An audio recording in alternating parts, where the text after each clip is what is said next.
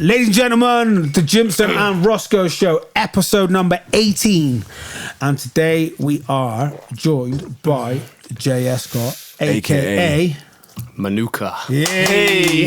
Come on. As always, don't forget to like and subscribe and smash that bell button, you fucking bellends. You're not balanced. Really. You're not balanced. So, Jay, how do you want us to address you? Do you want us to address you as Jay? Yeah, Jay's cool, man. Yeah. Or do you want us to call you Manuka, honey?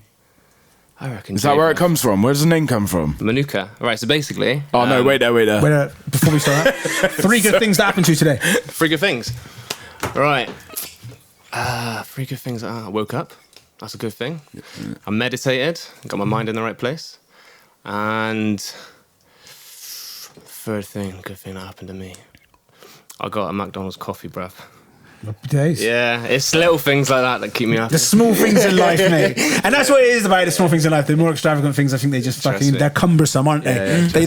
We look at them like we want them. It's like the mind of a stoic, isn't it? It's like you don't learn to love the things that you have, not the things you have, like these big materialistic things. Yeah, man. Trust me. Yeah, Manuka, honey. Not Manuka, honey. Manuka, bruv. Manuka, where'd it come from? Manuka, you. So basically, I was looking... So a lot of people know me as Smokey B. And I took...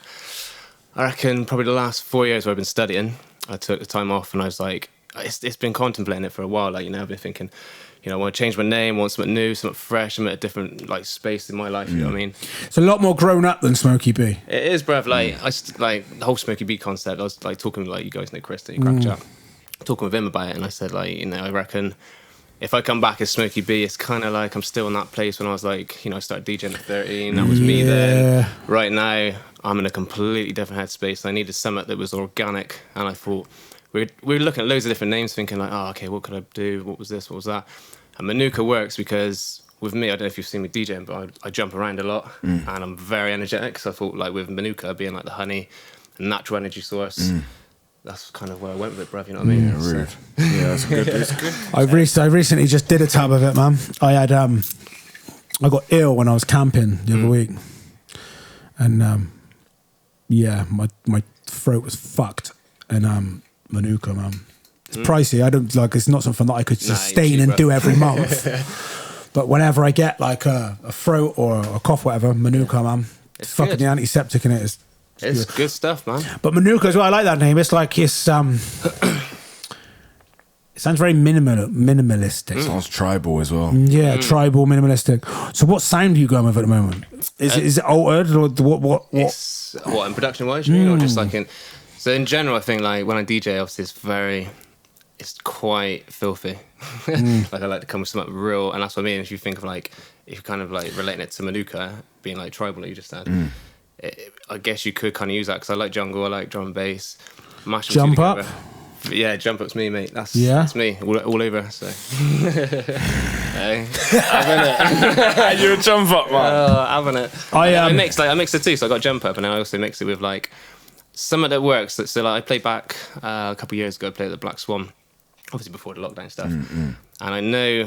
When you play it there, it's a bit, I don't know if it's going to work with the jump up.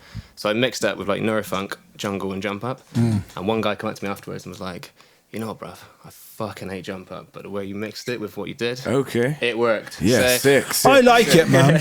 I spent spent a good amount of time at raves, moshing out shit, June. Yeah. But recently I've just liquid, man. Oh yeah, I've really got into liquid. I don't. The trouble with me with the drum and bass world is apart from your big names like your Mampy Swifts and I mean, it's I don't know enough about that people. So this is where Spotify is fucking or platform of your choice is beautiful. Because it's one instant where I'm saying I like an algorithm that is working for me. Yeah, sure. Because you can once you start listening, your listening habits, it will start putting more of that shit in front of you. Yeah. And I've been whacking on a load of liquid playlists. And I'm even in the thing of thinking I want to start making a few liquid tracks. Nice. But I don't know where to start. basically, that's what I'm making at the minute. So this is what I mean. It's funny. Like, there we go, ladies and gentlemen. Manuka and Gimson collab coming up. It's like, that's what I mean. I've always been in this kind of headspace where, like, when I DJ, I like the energy because I feed off it. Like, it's natural to me. If you're there playing, like, everyone, I get that vibe where I'm like, right, it's working now, and I'll feed off their energy so I can play. And then I might be like, I see a little pocket there, and I'm like, okay, they're vibing with this, they might be vibing with that, so let's try and mix it all together, and I'll try and keep like an equal balance across the whole field. Yeah. You know what I mean? But in production wise, I enjoy making liquid. Yeah, because I'm quite calm. Yeah. That's like in my mind, because like when I say whenever I'd go Ravens drum and bass back in the day, it would always be fucking in your face. Let's fucking have it. Yeah. But like I don't want to fucking sit at home and listen to that. No. Time and place, innit? This is it. Like what we're speaking to on the Jinxed episode when we were saying like the music being the amplification of your mood. I mean, I know some people in life that are fucking jump up 24/7, but like, do you mean like most people are like they've got levels and on-off switches? Yeah. I did, to be honest with you, like ages ago, I used to do parties at mine on Friday night, and it was like I literally drove my neighbours away from playing it. Like they actually moved away because they were just like they couldn't stand it. You were on that program. What was it called? Fucking back in the day. Neighbours from Hell. Neighbours from Hell. I should have been one of them. I think that's what's gonna happen to mine as well. Like they rent anyway. I own mine, so they can move. I own this land. That's what it's like, though. So what? Let's go back. Okay. Where did it start for you? Like what was drum and bass your first love? Was it something that led you into that? Like, what about your parents? What did they listen to? Like, let's go back. Like back. Okay. So I think if we're going right back, I reckon I'm more hip hop. If I went right to the start, I was always hip hop. I used hip hop as a vent. So like, you know, shit went on when I was younger with my old man leaving and that was like my vent, you know, like Tupac, for example. Every single song you can listen to. So we had Jinxed there, and it's like it's the reason I'm laughing then is like the similarities of the people our age, of their birth of music. It's mad, mate. Like, because I can still listen to his music now, and it relates and it resonates, and you know, like that's what I mean. Back then, it was always like that was my event, like old school sort of boom bap hip hop. So I'd say that's where it all started for me, and then fast forward, kind of get to that sort of teenage years, went to secondary school, and then it's like I kind of got introduced. I remember my mate, the first time he come round with a CD, and it was like One Nation, I remember sort of thing. And that was the first time I heard drum and bass, and I was like, what the fuck's this? I like that energy. And so like my mate Backlash, he was the MC. I'd always DJ, so we kind of picked up from there. Bought a pair of like Citronic turntables, with little punch buttons on the mixers. Like I had it on a little what do you call it, like a painter's desk, just in like an annex. And it all started there basically. Everything started with like every day I was coming home from like school, mixing. I was coming home at lunchtime sometime, just having a little like mix, coming home, swapping vinyls with people, and it was like that was like exciting time. So remember Drop Records? Top Bath? Yeah. Like every weekend you could, even my missus can vouch for this, we'd come in the bath, she'd go do a bit of shopping, I'd be there all day. I remember was it Adam Slack? He'd be in there and he'd have all these dubs, it's like all these white labels, and I was like, oh sick. So it's like I could guarantee like the parties I said I was doing on mine on the weekends back then. I was like, all these new tunes. I was just like, I got all this stuff. No one knew about it, and it's just a pure white label. I was like, so I think that's where it birthed, I think, my love for like drum and bass. And that signed, and it was like the DJing side of things. I think it was more so the mixture of just two songs that you could like. It blew my mind when I knew I could like change the bass line on this song and turn it down on this song. It could make a completely different vibe. What is that? Do you going back to the white labels and that? Do you feel that the internet has ruined the exclusivity and the underground in that sense? A little bit.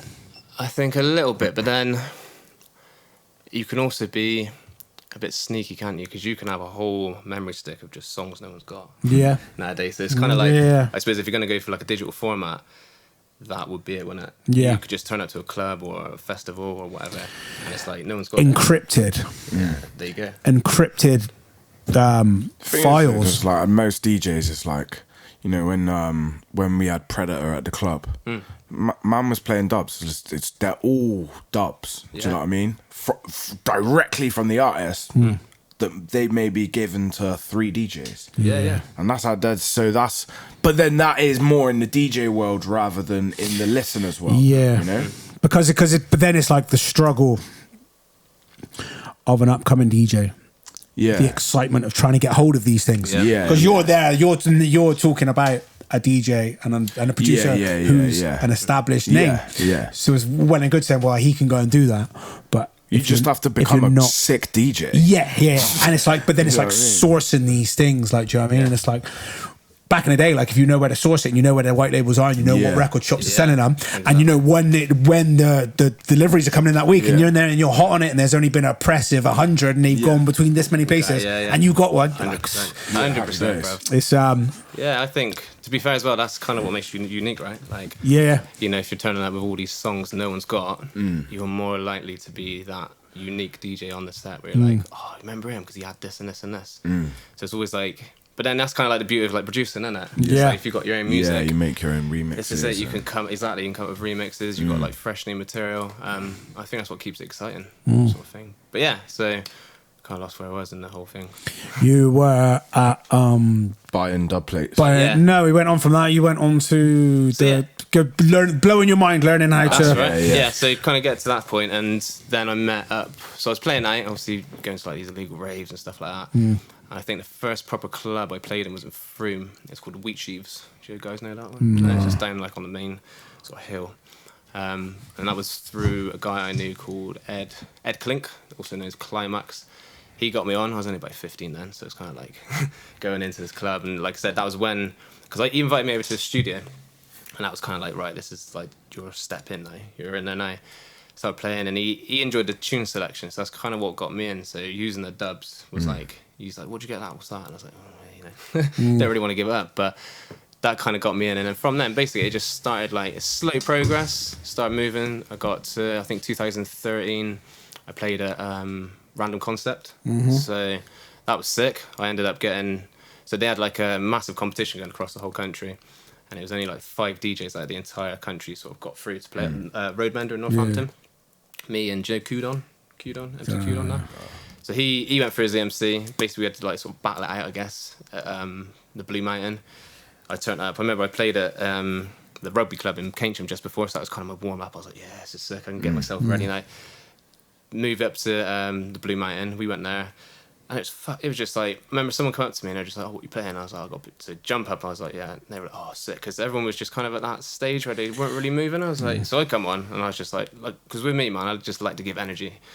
Blue Mountain's a very jump up club as well. Exactly. You know what I mean? So it worked. Yeah. And then so I played that, smashed that, and then obviously they done the announcement that, you know, I went through and I had to go play at the Roadmender. That was fucking scary, man. Like, because that's the first time I actually played on like a huge stage, and I was like, this is fucking beyond me now. I'm like, it all happened so quick, which was sick because, you know, I didn't win it, but to have the experience of actually playing out at that level on like a big system, and it's kind of those things you look at. We watch DJs and you're like, oh, I'd love to be there, and it actually happened. So I kind of got to that point. And then I'd say from there, in my head, I was like, if I want to go anywhere further now, I can DJ, but I can't produce. So I was like, I need to learn to make music. So I had a little dabble on like Fruity Loops and stuff.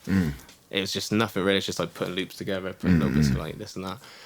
I thought, right, fuck it, I'm gonna go and study. So I took like a massive like step, because I hate like a lot of people hated school. To me, that was quite like a big thing to sort of step back into it at like an older age. So I was at like 25 then. So in my head, like a lot of people I talk to, they're always saying, oh, do you reckon I'm too old? And it's like, you're never too old, man. You're never too old. Go to uni, it was fucking what's her face? You wrote Harry Potter. What's her name? J.K. Rowling. J.K. Rowling. She didn't like write like, didn't get like, or I don't know whether she wrote it, but she wouldn't till like way on in life. They always use people like that examples. Like she was like 40s, 50s, whatever she freaking was, like before she, like, do you know what I mean? Before that, she was just a single mum, like, do you know what I mean? Man, like it's never too late. And like, you know, a lot of people were asking me, like, you know, like that first, because I went to DBS College at start, done like an access course, because I went into the higher education side, and I seen like all the big desks and all this. I'm like, oh, this is where I want to go. And then I spoke to someone, and they said, oh, you need to have like certain grades to get into this part. I was all right, cool. So I had to do that, and then it was the access course. So I had access to higher education. So I'd done a whole year of just like, it was like 2 years crammed into 1 year. And man, that one, if I was to ever like recommend someone to do something, I'd highly recommend just doing that piece, because you learn so much, like the foundations of music and like production, and even the technical side. You learn so much from just those. It's not even like a whole year, is it really? It's like September to like April or whatever. How many days a week was that then? That was full time, or was it part time? Pretty much, yeah. It was full time. And it was like, because I was working like 3 jobs at the same time, working 3 jobs, doing college. It was so full on, but it's like the hours. Luckily, I was working in the warehouse at the time, and they allowed me to sort of like do mornings, afternoons, and nights. So it was just like full on for a bit. But I think because when you've got your mind set onto like, right, this is where I'm going, this is what I want, you just push through, don't you? You make it work. You don't care. So did you go into that for the production thing, or for the engineering? Because you like started going down the engineering route for a while. That's right, man. So mainly, that's what I mean. So I went into that because I wanted to learn to make music. But when you're in these places, I find they push you. Like they're like, okay, everyone goes there to make music, make beats. Yeah, I'm gonna make sick beats. But also at the same time, they push you kind of out your comfort zone. And then I started exploring and like sound engineering and mixing, and I was like, this is cool. So then it's kind of going back to like where I was like, you can mix all this stuff together and mix this. So to me, that was quite like the technical side of things. It really drew me in. And it was also like a career option. Yeah. So I was like, okay, I could probably do something with this now in the future. So I focused on that for, those 4 years pretty much. I kind of finished Access. Then I went to uni. And that was kind of my main, like, right, I'm going to go here and just do mixing. So obviously then I was in, first year, second year, third year. Third year was like more of the bigger projects, what you're working on, bigger desks, like pushing boundaries. But I found last year, when I finished, I graduated in May, and I find that, I don't know, it's kind of like, I don't know whether it's just where I'd done it so much, but I kind of lost that like initial start. So I went there to make music for like DJing and playing out. And I got caught up a little bit in the engineering side, and I was like, it's fun, but I was also finding it was getting a bit tedious at times. Mundane. Yeah, do you know what I mean? Was that because it was what you were engineering? Might have been. Like, I mean, it was lucky because I was able to choose what I was doing, but at the same time, like my passion lies in like making music and vibes. Yeah, do you know what I mean? Energy. Where sometimes I was finding like, you guys probably know what it's like when you're mixing. It's so like you're stuck in this little rabbit hole. Sometimes you're like, and I just wasn't getting that buzz which I would get from like making music. Because I find I'd really enjoy mixing my own stuff, but I can take too much time on it, and I find the trouble with it is you jump from one thing to the other. Yeah. Where if you're in a creative flow of making something, and there's a double-edged sword to it. So it's like, productive-wise, you can be like, make the track, mix it, master it, boom, get it out. And that could take you a while. But then you've thrown yourself off because you're no longer in that creative stage anymore. And then you've got to go get back into creative stage. But then the downside to creating it all and then mix it. So say you went and created 15, 20 tracks. You've then got that fucking mammoth ass fucking task of fucking mixing 15, 20 tracks. Exactly. So it's like, what do you want to do? Do you want to do it? No. And it's like, you can get someone else, but then you start looking, it's like, well, that costs loads of money. And it's like, I've got the resources and the tools to do it myself. And it's like, what's the way off? What's the fucking, and it's just, I know what you mean, man. Like, and this is the thing in it, because you kind of like, I think if you do it all yourself, you're taking hats off, aren't you? So you're like, 1 minute you're the producer, then you're the mixing engineer, then you're the mastering engineer.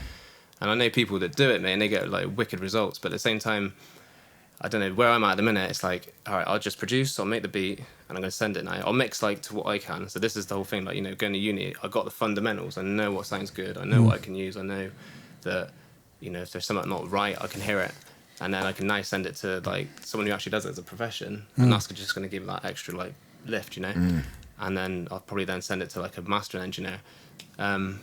But yeah, I think to be fair, like, it's kind of like, I don't think there's a wrong way and there's not a right way of doing it. There's not. No. It's not. It's completely.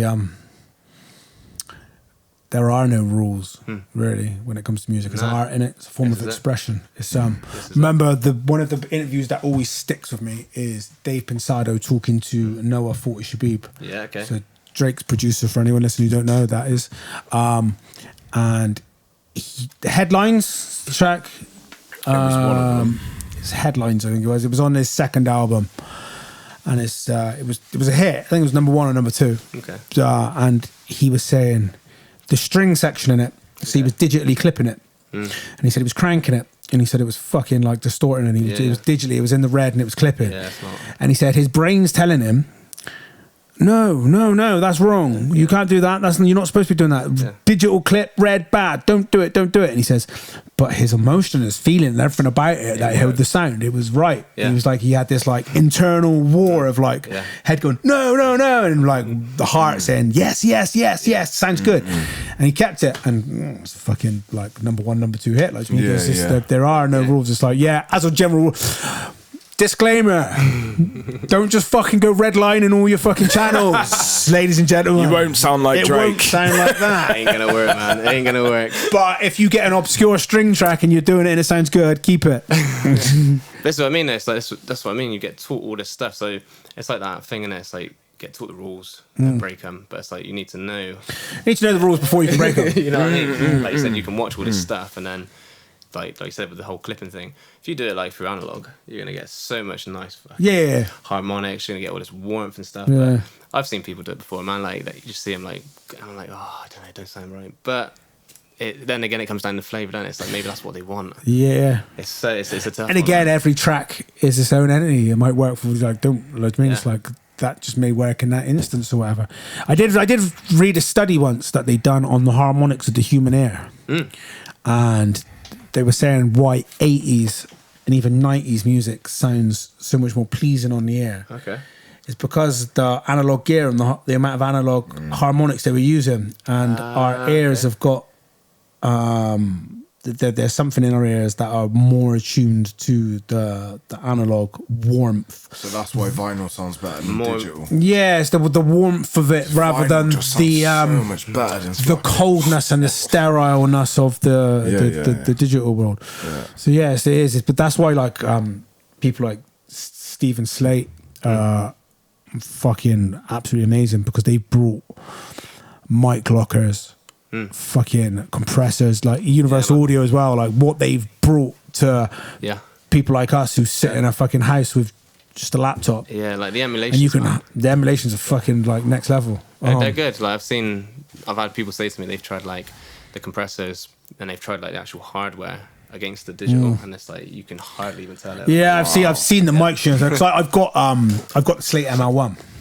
Okay, sick. Yeah. And I either use the U47 or I use the Sony 800 for they're my two go-to mics. Depends what it is. Again, like for a U47, if I'm doing something a bit more dusty and a bit more vintagey vibe sounding and a bit more warmth, I'll use the U47. Yeah. But if I'm making something a bit more modern, then I'll use the 800. Yeah, you want that high end, don't you? Like, because the Sony 800 does, it just adds a fucking whole amount of like high-end EQ that you don't even have to EQ because it's the mic. Like this is it. I used to find out with the U87, man. Like a lot of people when they used to come to the studio with me, like you kind of have your references, don't you? It's like what do you want to sound like? Do you want a bit of warmth? Do you want to sound crispy?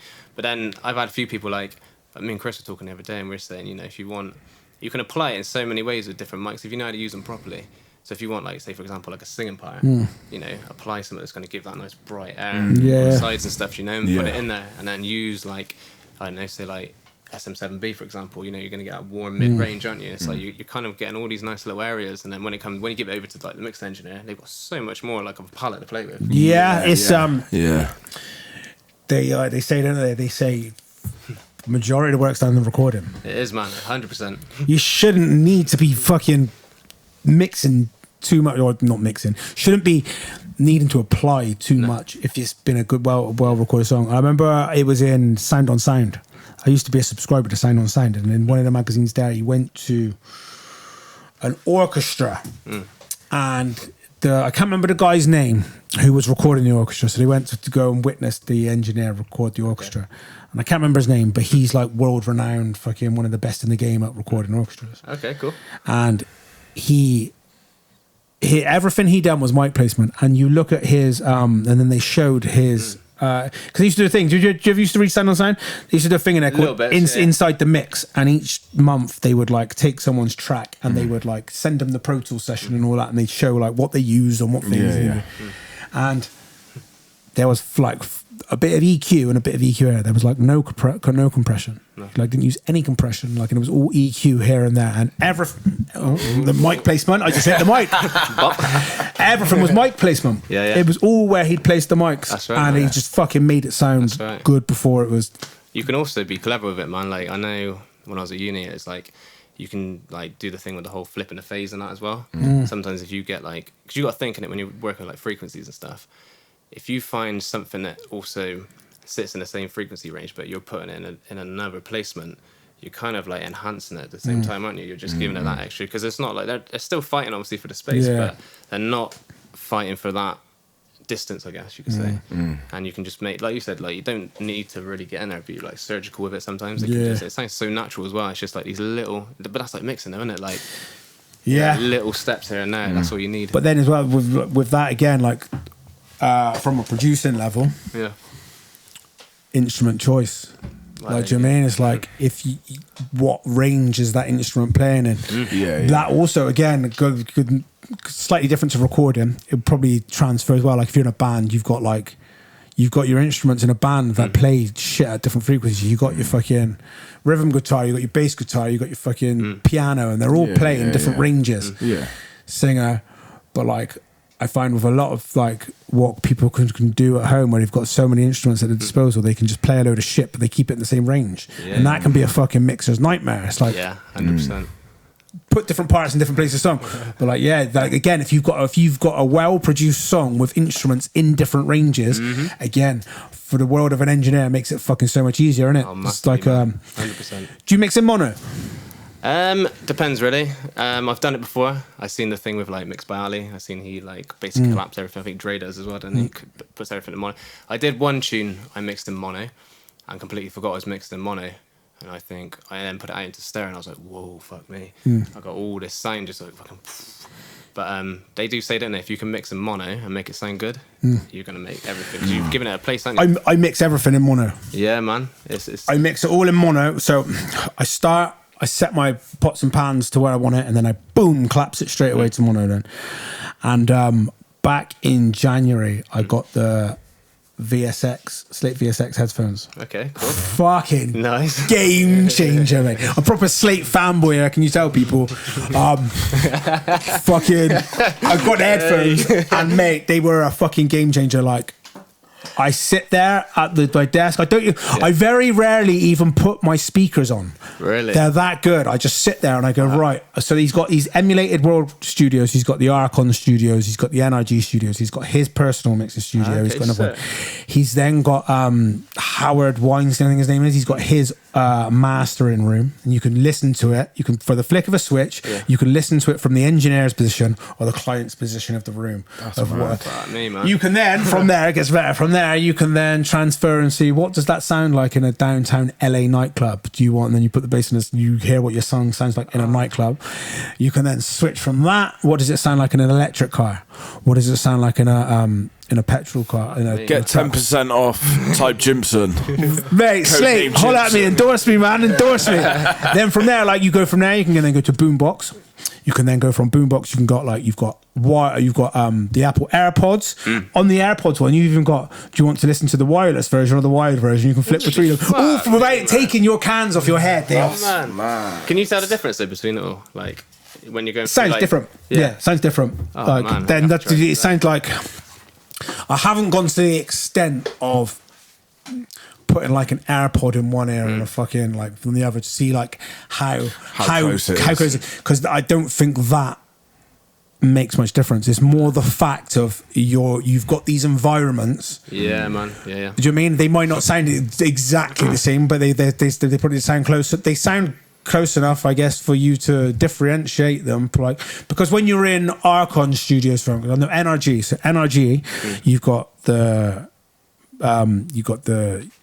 NS10s. Okay. Then I don't know what ones. Then you got the midfield range. Then you've got your subs. And you like got the three buttons at the bottom, and you just click each one. So like, want to listen on the NS10s, you can listen to the 3 different speaker systems within the room. It's just great. Like, because before, like back in the day, you'd be like, bounce it out, put it on the phone, go in the car. What's it sound like in the car? Right, put the headphones on my phone. What's it sound like that? What's it sound like on the phone speaker? Like, you just sit there and it's like, it's mad, mate. It's mad, like what technology's doing nowadays. Like how you can put yourself in the environments, and it's not cheap, is it? Like when you think of like hiring these rooms to go to, and actually listen to it. Like you say, how much are those headphones? 400 and some £1. Yeah, see. There you go. Like, Slate, come on, man. And like you're talking about like with things like this, like we were talking about earlier about working remotely from places. Yeah.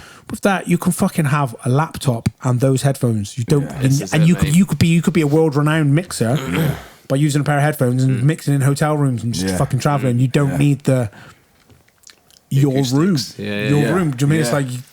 Yes, 100%, mate. That's fucking cool, isn't it? It is. It's fucking amazing. Like what it's opened, the opportunities it's opening up for the likes of us. Yeah, so just like it's the normal people of the world.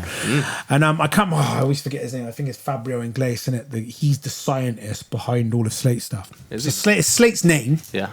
And Slate's the man, he's the businessman. He's a good engineer in his own fucking right. Like, do you know what I mean? He's a good singer, good musician, but the brains is this Fabio guy, man. He's fucking. I remember watching an interview on Pensado's place again, and they were saying like, he said when Slate said to him, he goes, "I want to do this," and it was he wanted it to emulate the mixing desks. Okay.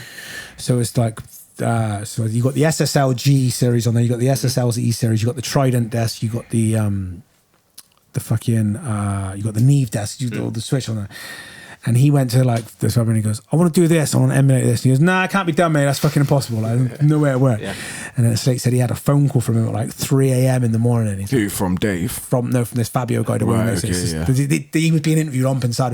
He said he had a phone call from him at like 3 a.m. in the morning. Yeah. He's like, "I'm sat here, I've done it, I've worked it out, we can do it, I've cracked it, we can do it. And he's like, fucking, he's like, well, cool, go do it. Like, do you mean? And like since then it's been like years of making, but like, that's mad, isn't it, man? Like, doesn't he have like there's some tutorials, isn't there? I can't remember what's on there. There's another platform in it that you can go and watch like all these things, and he's on there, isn't he?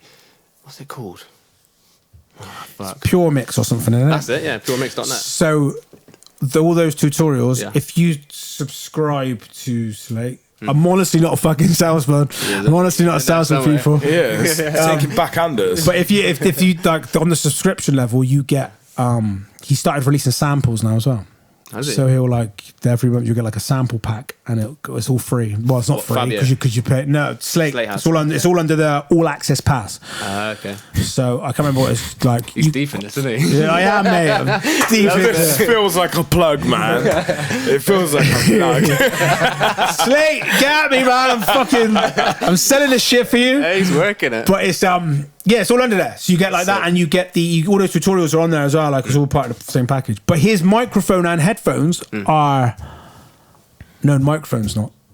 The headphones are separate to Slate Digital. Okay. So you got Stephen Slate audio, and then he's got Slate Digital. Slate Digital is all the plugins that, and then because he's got his Raven, the mixing desk, which I haven't got, people, so I can't plug that to you because I don't know. But it's that again, like I mean, it's like fucking some of them, and they're reasonably priced. You can get them for like $1,000, $2,000, depending on what model you go for. It's a touchscreen mixing desk. Fuck, you can have like all this in front of you. It's all fucking touchscreen. That's mad. And like for ages, because he was like ridiculed at the beginning. People are like, no one's going to want that. People want the real pots and pans. He's like, no, not if you can make it fucking good enough. And like the feel, like he's done it to the extent of like when you swipe, like the touchscreen level that he's gone to, or like when you swipe it, like it's like it's the feel and the same tempo. So there's no laggy. You're not like trying to drag like a fucking thing. It's like you do it. It's like he wanted it smooth. He said it has to be smooth. Otherwise, it's not going to work. People aren't going to. To make something like this in the situation, you need to make something that people are going to be like, oh wow, a little bit of a vibration as you touch it. Yeah, so I mean, it's like like just smooth. Like you're touching a real fader. Like you don't want when you're doing that. You don't want it to be like it's lagging there. Like I mean, like so it's like that, and it's like. Do you mean it's like now you look at the amount of people that they've got these in these big studios now, and they're like, fuck that fucking old landlord thing, that belongs to the museum. Beautiful sound, but like if I can get that here and I can do that here, and it's like I haven't got because I've got the UAD Apollo 8. Nice, yeah. Mate, that's something, mate. By the way, viewers, if any of this stuff's going over your head like it is mine, don't worry. We'll get back to some stuff you understand in a minute. Straight over. But the sounds like I don't know, ray guns or explosives. But the Apollo 8, like, it's too big. Spaceship. Like, I want to get rid of it because I want to be able to like move around more. I want the twin. So the Apollo 8 is universal audio, and what it is, people, ladies and gentlemen, is when you plug your microphones and your instruments into it to record it. So I've got a big fancy one which is more than I need, and I want a little Apollo twin. Yeah, that's what I got, man. Have you got Apollo twin? Yeah, it's decent, mate, to be fair. Like, for what I got at home, just a little home studio, so that's what I need. Yeah, so I wanted that because it's nice and portable then. So if anyone wants to buy my Apollo 8, I'll sell it to you for $1,500. Hit him up. There you go. You can go to space in it. Yeah. Straight to the moon, like. Neil Armstrong, where you at? We got off on a tangent of fucking engineering. Let's go back. Let's ease this into like, because I want to talk to you about your mindset stuff and your channel. Cool. But I don't want to talk about it yet. So let's transition to that. Okay. Tell me about your trip to Iceland. Oh man, yeah, that was fucking nuts, bro. When did you go to Iceland? Right at the start of the pandemic. Okay. In lockdown, wasn't it? In lockdown. So basically, you know when the whole coronavirus just come about? Yeah. It was going mad on the news, wasn't it? They're like, oh, borders are getting shut and all that stuff. So basically what I'd done was, from my third year project, I wanted to create a sound piece where it would like immerse you into Iceland. Okay, so the idea was to capture... So I went for like a global crisis sort of thing. That was like the concept of the whole project. And then what I'd done was I went over to Iceland with Chris, and we were going to go on the whole Golden Globe... Is it Golden? No, Golden Circles, like tour and capture like certain parts of like Iceland. Because I thought makes sense if I can have it. So it was going to be in like a 8.1 surround sound, like immersive audio sort of experience. And I thought I could have all these different places popped around you. And when you stand in the middle, the idea was to be like, oh shit, yeah, I can hear that there, and I can hear that there, and I can hear that there. But obviously it got cut short because of the whole pandemic stuff. So it was pretty mad. Like where we stayed, it was supposedly meant to be like the hotspot of Iceland. Yeah. Nobody, mate. The entire country was on a lockdown. Wow.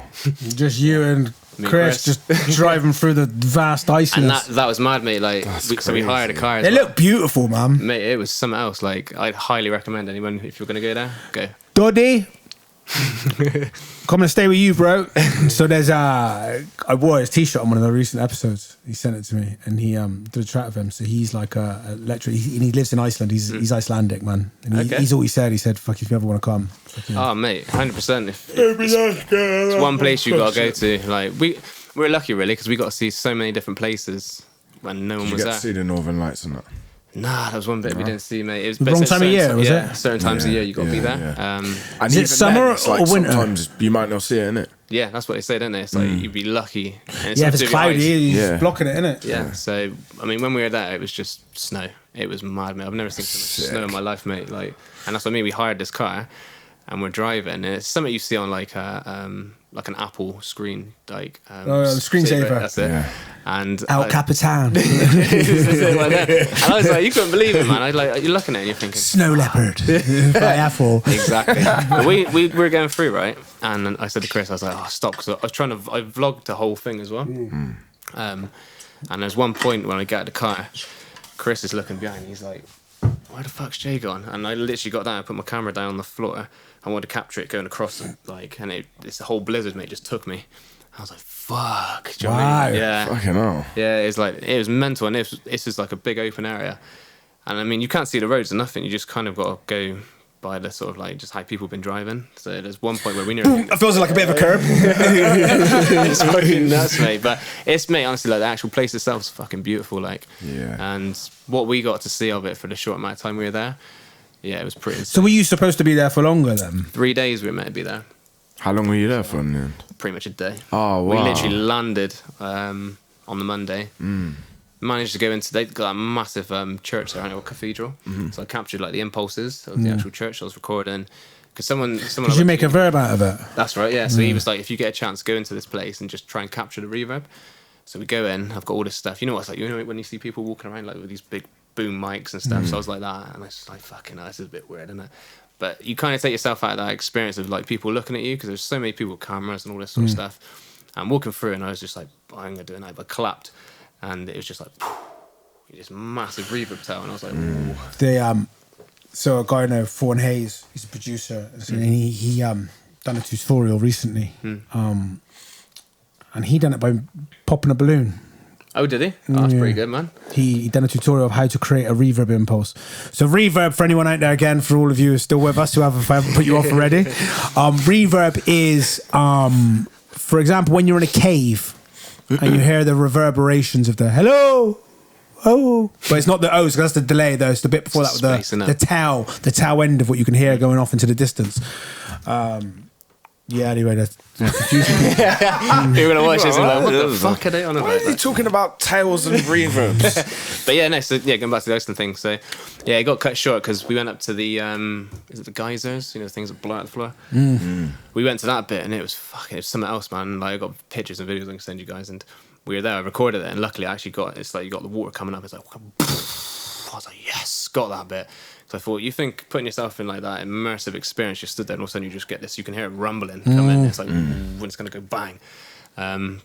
But yeah, my missus messaged me, she's like, yeah, basically you're going to shut the borders, and I'm like, oh, fuck. So I said to Chris, I said, what should we do? I was like, do we go back? And Chris was like, he's like, nah, I reckon it'll be fine. So we're like, I'm like, I don't know about this, mate. Like, it's a bit...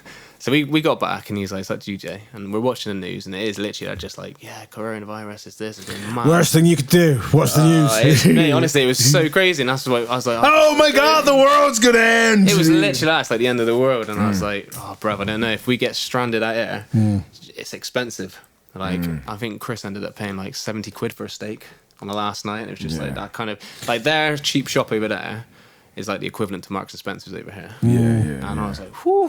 Yeah. It's like Switzerland's like that as well, isn't it? Yeah. Like, it's fucking expensive, man. It's nuts, like, but the whole, like, the experience of going out there and kind of taking a risk, and, you know, I spoke to my uni lecturer and I said to him, he's like, it's challenging at the same time.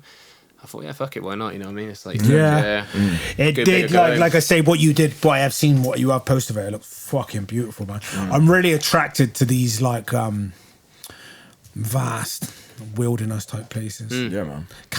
Canadian forests, amazing. Icelandic fucking just sheer fucking snowy nuss. Yeah. Oh, I might say. The ocean. Yeah. Like, just fucking fascinates me. You know, like when you're on a boat, it's just fucking blue for miles and stuff. That's all you can see, man. Yeah, it's just fucking love it. Honestly, I want to go back there. I do want to go back, but I want to go back in the summer. I want to experience it because I've seen the snow now, and that was cool. Like, I mean, we're walking around, the snow's like up to your sort of near enough at your waist, and we were getting in it. It's nuts. But in the summer, just as we were leaving, it's like we kind of got all the weathers because it started all like melting, and it was like, didn't they film Game of Thrones?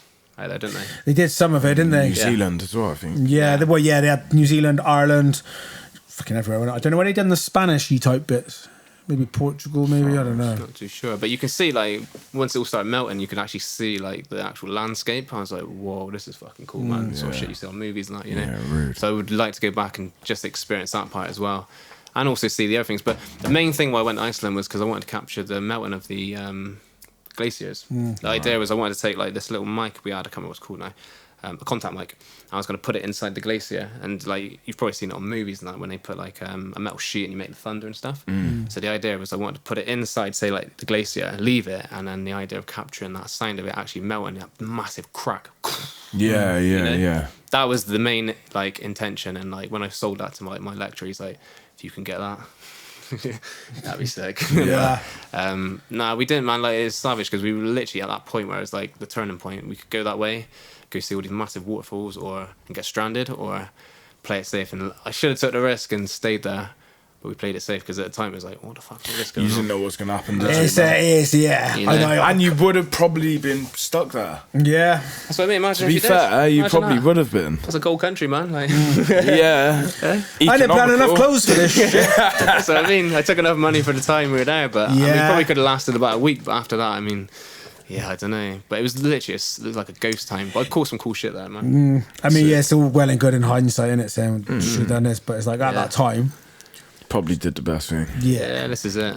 It's like when people talk about, I know we bash politicians a lot on this show, or we bash people in power, but when you're sat there in a room and it's like, you got to make this decision, you got to fucking make this decision now, what are you going to do? You're like, oh, fucking That's fuck. It, man. It's always going to be a bad decision to someone. Exactly, mate. Exactly.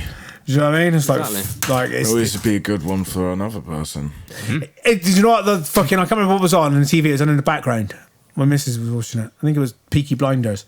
Okay. And one of the things that I wish I'd need to find out because I'd love the sample of it. And fucking the guy, he says politics. He goes, I'm not interested in politics. All it is making all it is making one group of people happy and another group of people miserable. True, man. That's all politics is. You can't please everybody, can you? Like, you know. That's it. You know what I mean? It's like, do you make the right amount of people happy, or do you make the fucking? That's what it is, really. Isn't it? It's like if you make more people happy, it's like you're fucking and then so like that we talked about like making the right decision, but like I know that you're fucking well into your mindset and shit as well. 100%, man. 100%. You did the David Goggins challenge, innit? No, it was the Andy Frisella. That's the guy, man. I done his challenge. So I done that. When was that? Start of this year. So I seen a guy I know called Starboy. Do you know Starboy? Yeah. So I seen he posted Cyrus. It. That's it. Yeah, man. So Cyrus posted it up, and I thought that's fucking cool because like last year. So kind of going back a little bit, when I finished uni, I was like, it's fucking full on, mate, and I was like, I need a bit of time off. Like, so I took pretty much the entire of last year just to enjoy life, go out, and I stopped drinking, didn't I? I didn't drink for 5 years, so I went completely teetotal, man, and. You know, stop fucking drugs, stop drinking, stop everything. And it done me really well, man. Like everything I'd done to that point was perfect because I was like, you know, I didn't fuck up uni. I didn't do anything stupid. Like it was just like pure focus on that. You still clean now? I have a little drink, but nothing else, man. I'm just teetotal on that other side of things. I wouldn't do it, to be fair, man. Like I wouldn't go back there. I've done that time. Yeah. I don't want to do it again. But yeah, no. So. Yeah, I was cleaned up to that, and then I remember graduation. Like I finished, and it was in the lockdown, and I got a bottle of champagne. I was like, "Boom, I'll have a bit of that," and that's that first drink. But actually, no, saying that before, no, I did drink before. Actually, I went on my stag do. So I done like my first half of my stag do without a drink. We went over to Gran Canaria, and then they ground you down. Because at first they were all like, "You gonna drink?" I was like, "Oh, I don't know." Kind of because I built up such a a strong will inside of me when I didn't drink, and it's like to. Not necessarily that you failed, but in my head it's like... It's breaking that will, isn't it? Yeah, man, and like I'd done so well up to that point. And I still did well up to tonight, like, do you know what I mean? But that drink, I don't know, you know what it's like when you go, bro, fuck me, man, they give you fish bowls of just pure alcohol. And I was like, fucking... I had one drink, I was like... Licks. I admire that, because like... I always say I want to give up drinking. And it's never the day after I've been drinking. It's not one of them ones. It's like, I'm like... It's usually when I'm in a good place. I'm like, I don't want to drink. Yeah. Drinking's like the start to where the badness comes in, and then I do, and I'm like, fuck, I regret that. Wish I didn't drink. It's not something I enjoy. It's what it leads to. But so yeah, how did you get on with the challenge? Good, yeah, man, that's good. So yeah, like I said, it kind of got to like the end of the year. I was drinking. What is the challenge? So the challenge was 75 hard. And you had to drink a gallon of water a day. You had to stick to a diet. You had to exercise twice in one day, read 10 pages of a self-help book, and consume no alcohol or cheat meals. Do exercising twice a day? Yeah. Is that 7 days a week? Every day for 75 days, yeah. For 75 days? Yeah, man. I might try that. Yeah. Mate, honestly, like the first... I'll sponsor you. Is it? When you first get into it, man. If you complete that... Yeah. What will we give him, ladies and gentlemen? What will we give Roscoe if he completes 75 days of the... Whose the challenge is it? It's Andy Frisella. If Roscoe completes the 75-day challenge of the Andy Frisella challenge... Yeah. Put in the comments below... What I win. Or DM us or something. What he's got to get, and then we can get him to do it. Yeah. Sleep. That'd be nice. Just a bit of sleep on a Sunday, man. That'd be lovely. I'll do it, man. Because I'm pretty much... I think I'm addicted to exercise now. It's a good thing to be addicted to. I know. It's definitely better than some of my past addictions. The thing with addictions as well, it's the craving of wanting something, but it's not the thing that you're addicted to is never the thing that you're really longing for, is it? No. Like drugs, or even like drinking drugs, it's like you're longing for something spiritual, something They say you're longing for like a more of an ego. You don't want to be who you are. You want to be. Would they say that drugs and computer games and all these type of things are literally a direct replacement of three things, which is sex, exercise, and food. And that's it. It's like the chemicals, though, isn't it? Yeah. That they release. So, like, you know, the dopamine hits and stuff. That's Getting it a lot quicker from that than you are from fucking. You know what I mean? That's why people turn to these, like you said, drugs and that, because you get it instantly. Yeah. You know, when you take, like, Coke or whatever, you know, you're getting this nice euphoric feeling, like, it's coming out. But you can get that from running. Yeah, exactly. You know what I mean? Exactly. It's just harder. Yeah. It is a lot It's harder. fucking hurts as well. It's that song "Lazy Way to Happiness" that I did. That's like that whole thing was based on that. Yeah. Okay. Was based on the lazy things in life to happiness. Like you can have someone who could be a fucking monk who fucking meditates like their whole life to try and reach this one transcendent fucking, and you can have someone else who just fucking drop a bit of acid and be like, yeah, cool, I'm Reach there, that point, right? reach there. Yeah. Give me 40 minutes, I'll be there. They hit on the DMT. 5 minutes. Talking to the Shinos. Yeah, fucking happy days. Quality. Yeah. It's So how did you find it? Like, was there like any points where like you really struggled, or was it like the first part where you struggled and then it just became like routine? Nah, it was hard, man. It was like the whole, like, that's what I mean. So 75 hard, it's actually made to be fucking hard. And the routine itself, man, was like, you know, because I'm still working at this point. I'm still doing everything that you normally would be doing. I think the only time it was really hard, it sounds a little bit corny, like, but it's when I had my dog put down, man. That was fucking tough, because, you know, that was like my little best friend, mate. Do you know what I mean? And I had it happen that day, and it was like I had to come in, and I was like, I can't be fucked. I really can't be fucked. You just wanted to eat some shit food man, and just fucking comfort yourself. Yeah, you know what I mean? Like, I just really didn't want to be fucking doing any of that shit, really. But prior to that, I built up such a discipline, and I was like, if I fuck it now, because this is the thing as well. If you start, right? If you fuck it, you got to start from the beginning. Oh, wow. Yeah, I ain't doing that. I'm starting it properly and going forward. That's it. There's so many people. If you go on Instagram and type in like hashtag 75 hard, so many people will go through and they'll get to like day 56 and they'll fuck it. And then they got to start from day one again. What are you still doing? Is it instilled any permanent habits from that you're still doing? Man. Yeah. So the fitness, that's a major one for me. I do like pretty much twice the training every week. Twice a day, sorry. You're still training twice a day now? Pretty much I do like endurance training in like my lunchtime. So I'll go and I'll do there's a guy on YouTube I follow called Bully Juice, and he just does like a 40-minute workout. Or he does like, you know, you can have like certain areas of your body, you could do like legs or upper body or whatever. I'll do that, and then I'll go down to the gym in the evening. So. Is Cyrus has he had any influence on you? Yeah, mate, I think he's quite inspiring to watch, man. He is. Yeah, you watch what he's doing, and I think, you know, he's at such a fucking great place, and I think, you know, mentally and physically, man, and fucking he's out there, he's living life, like, do you mean? That's what I mean, mate. When you see that and you think, oh, come on, man, like, you know, we're all fucking human, and I think, you know, we can all be at these places. Yeah. And I think, you know, it just comes down to... Because he's from Radstock, right?